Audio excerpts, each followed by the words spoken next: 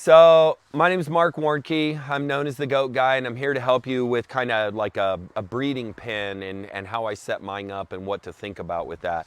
So this is I use this as my utility pen, not just my breeding pen. It's where I put sick goats. It's where I let babies grow up early in the season in their little isolation chamber. That's the stage it's in now.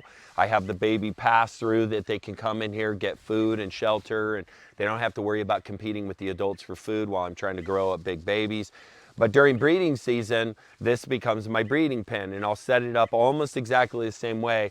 I'll change the feeder, and you can see that feeder style that I have here. I can raise and lower that bar in the center and make sure that they can't get in there. And so I can feed both babies and adults with this feeder, and I like it that way.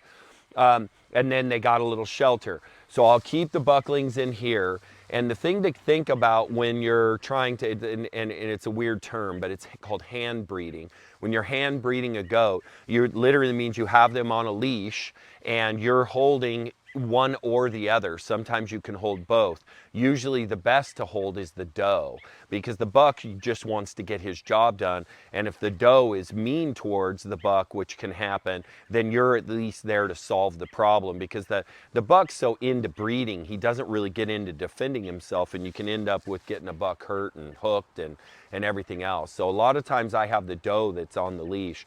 And if she responds quickly and everything's cool and she's going to be cool in the gang, then you can slip it off and let her do her thing. Traditionally, I'll let them breed at least twice. And so I like to be able to have a pen like this that's smaller where I can control a goat on the end of a leash. It's also connected to my main doe pen, so the does know when to come over and tell me when they're in heat because they stand at the fence and wag their tail and yoo-hoo because they're ready to rumble. And so that's why I'll set it up this way. And then the last component is I will usually, after a doe gets bred, if they're getting along well, I'll leave them in there for an hour or so because I don't mind them breeding again.